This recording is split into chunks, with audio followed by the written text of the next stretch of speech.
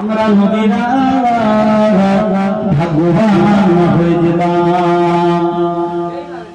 হযরত ঈসা আলাইহিস সালাম আল্লাহ কাছে রেখে দোয়া করেছিলেন, আল্লাহ পাক আমাকে নবী না করে যদি আখেরি জামানা নবী, শেষ জামানা নবী উম্মত করে পাঠাতেন, আমি ঈসা নবী ভাগ্যবান হয়ে যেতাম। আমার আল্লাহ পাক ঈসা নবী আলাইহিস সালামের দোয়াটা কবুল করে নিয়ে আল্লাহ পাক আসমানে উঠে নিয়েছে, দুনিয়ার জমিনে আবার আসবেন। কেমন আমি হয়েছি বাবা, যে নবীর উম্মতের এত দরজা, যে নবীর উম্মতেরা আল্লাহ জান্নাতে না যাওয়া পর্যন্ত কোন নবীর উম্মত দূরের কথা, কোন নবী আলাইহিস সালাম জান্নাতে যেতে পারবে না। শেষ জামানার নবীর উম্মতের দরজাটা এত বড়, যে নবীর উম্মতেরা আগে জান্নাতে না যাওয়া পর্যন্ত বনী ইসরাইল গণের যে নবী আলাইহিস সালামেরা এরা জান্নাতে যেতে পারবে না। কোন নবী পর্যন্ত জান্নাতে যেতে পারবে না। শেষ জামানার নবীর উম্মতেরা আগে জান্নাতে না যাওয়া পর্যন্ত কতটা দরজা দিয়েছেন চিন্তা করুন। আল্লাহ ওয়ালা বলতে গেলে বাবা, আল্লাহ ওলিদের মহব্বত করতে হবে। ফামান কানা রিজুকা রাব্বিহি ফালিয়ামাল আমালান সালিহান ওয়া লা ইউশরিক বিইবাদাতি রাব্বিহি আহাদা। আল্লাহর ওলিরা এই হিন্দুস্তানের জমিনে শুয়ে আছেন বড় বড় আল্লাহর ওলিরা। দিল্লির জমিনে নিজামুদ্দিন আউলিয়া, কুতুবউদ্দিন হারেরান শাহ, আমির শাহজাহান রহমাতুল্লাহ আলাইহি, ওয়ালি কারামদি রহমাতুল্লাহ আলাইহি, খাজা গরিবে নওয়াজ, মুজাদ্দিদ পেশানি, পুরপা জমিনে সিয়াজিন্দা হুজুর, পাঁচ হুজুর গঞ্জে সাদা মানিক রাসূল খাদালি রাসি রহমাতুল্লাহ আলাইহি, মুশাহিদ আল্লাহর উলামিয়া। এই ক্যানি সিয়াজেন আমির হোসেন মস্তানজি রহমাতুল্লাহ আলাইহি, কুটিয়াইতে সিয়াজেন শেরশাহ গাজী মুবারক রহমাতুল্লাহ আলাইহি, পাকসার কেসে গোবরা জমিনেতে বড় বড় আল্লাহর ওলিরা শহীদানরা সিয়াজেন কলকাতার জমিনে। অনেক আল্লাহরা এই হিন্দুস্তানের জমিনে সিয়াজেনরা আমাদের খুশ নসিব, আমরা দেখেও চিনতে পারি না। জ্ঞানী যারা বুঝে তারা শুধু ইশারা, অজ্ঞানীদের বোঝাবে কে বা কারা।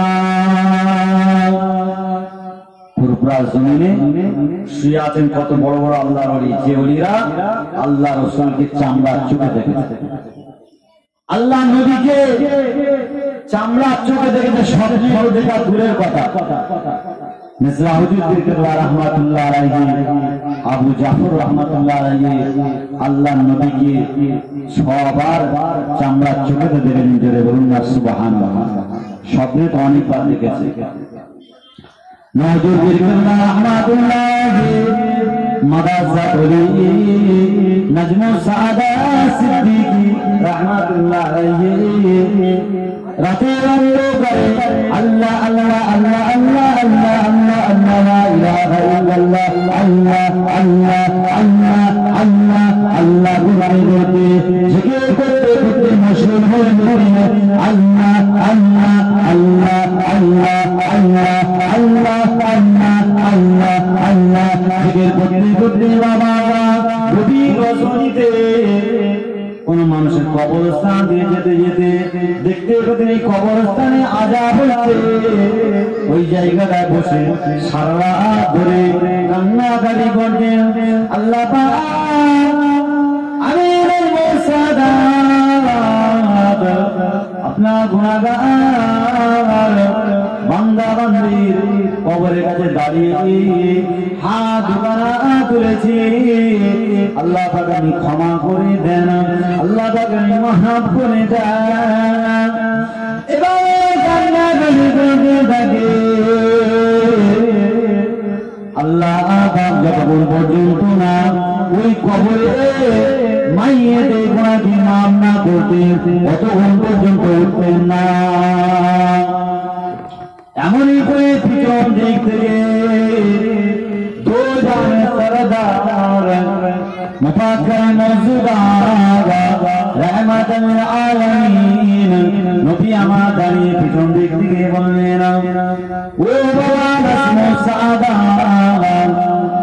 বাবা একবার পিছনটা ফিরাও, তুমি আমার উম্মাত আনবে এত ভালোবাসো, বাবা তো মহব্বত করো, আল্লাহ পাক তোমার দোয়া দিয়ে আমার গুনাহগার উম্মাত আনবে কবরে আযাবকে মাফ করে দিয়েছেন। বাবারে এত ভালোবাসা উম্মাত আনবে আমি মদিনা শরীফ থেকে তোমার সাথে দেখা করার জন্য চলে এসেছি। সুবহানাল্লাহ। এই সোনার টুকরো কিন্তু শুয়ে আছেন বাংলার জমিনে, মানিকপুরা জমিনে আসাদ রহমাতুল্লাহ আলাইহি, সুবি ফাদালি রাইসি রহমাতুল্লাহ আলাইহি, রাসূলের নবাব যে আল্লাহ নবীকে চোখের পলকে পলকে দেখতে পেতেন। জোরে বলুন না সুবহানাল্লাহ। এই সমস্ত আল্লাহর ওলিরা না অনেক টুকরাগুলো আমাদের এই বাংলার জমিনের দুনিয়াতে আমরা চোখ থাকতে অন্ধ। এখনো পর্যন্ত ফুরফুরার জমিনেতে এই বাংলার জমিনেতে আল্লাহর ওলি এখনো পর্যন্ত আছে, কিন্তু আমি আপনি জানি না। ফুরফুরার জমিনে এখনো পর্যন্ত আল্লাহর ওলি জিন্দা আছে। হাজিরা হজ করে এসে ছোট হুজুর দরবারে এসে বসে গল্প করছেন। গল্প করতে করতে চিক মেরে চিৎকার দিয়ে অজ্ঞান হয়ে পড়ে গেলেন। অজ্ঞান হয়ে যাওয়ার পরে জিজ্ঞাসা করছে ছোট হুজুর রহমাতুল্লাহ আলাইহি যে তোমরা কি হয়েছিল? ছোট হুজুর আশিক ছিলেন, রাসূলুল্লাহ মহব্বতে ছিলেন, গল্প করতে করতে নবীর কথা শুনতে পছন্দ করতেন। এমন সময় হাজী সাহেব বলেছিলেন, ও আল্লাহর ওলি জুলফিকার সিদ্দিক রাহমাতুল্লাহ আলাইহি, আমরা মদিনা শরীফে গেলাম, আল্লাহ নবীর রওজা দেখলাম, জিয়ারত করলাম, আল্লাহ খাগা পৌঁছে গেলাম, বাবা সুরাতাকে তো করলাম, সাফা নামাজ করলাম, জঙ্গলের পানিটা পান করলাম, মদিনা শরীফে গিয়ে আল্লাহ নবীর মাজার মুকাদ্দাস জিয়ারত করলাম। আল্লাহ নবী জানিয়ে দিয়েছেন যে আমার মাজার মুকাদ্দাস জিয়ারত করলো আমি রাসূলুল্লাহর জন্য, তার শাফাআত করার জন্য আমার ওয়াজিব হয়ে যায়। সুবহানাল্লাহ। আল্লাহ নবী জানিয়ে দিয়েছেন, ও আমার সাহাবা মুহাম্মদুল্লাহ আমার মাজার মুকাদ্দাস দেখলো, আমি রাসূলুল্লাহ আমাকে জানিয়ে দিলো। জোরে বলেন না সুবহানাল্লাহ। এমন তো সময় ছোট কাজে বললেন, আমরা সমস্ত জায়গাতে দেখলাম, গেলাম, হজ করলাম, কিন্তু ফুরফুরা শরীফে দেশে আপনার মুখটা দেখার পরে আপনার সাথে গল্প করতে করতে আল্লাহর ওলিদের মুখের দিকে তাকালে, বাবা হাক্কানি আলেমের দিকে তাকালে, আল্লাহ নবীর দিকে তাকানো হয়ে যায়। মান যারা আলিমা ফাকান্নামা যারানি ওয়া মান যারানি ফাকাদ যারাল্লাহ ওয়া মান গুফিরা।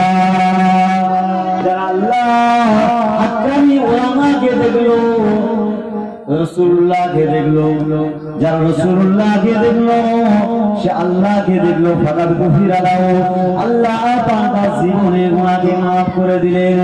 ওই সমস্ত হাজী সাহেবরা বলেছিলেন, আমরা এই অজ্ঞান হয়ে পড়া অবস্থাতে আল্লাহ নবীর সাথে আমাদের দিদার হয়ে গেছেন। জোরে বলুন না সুবহানাল্লাহ।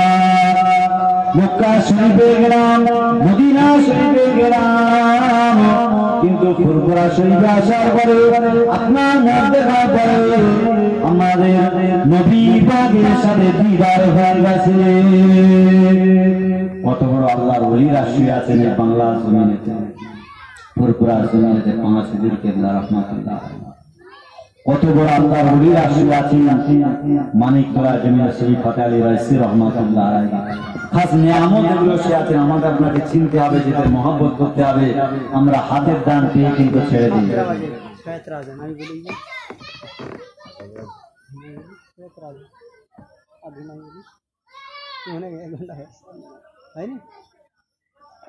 हमने आँखों से देखा नहीं है मगर उनकी तस्वीर सीने में मौजूद है,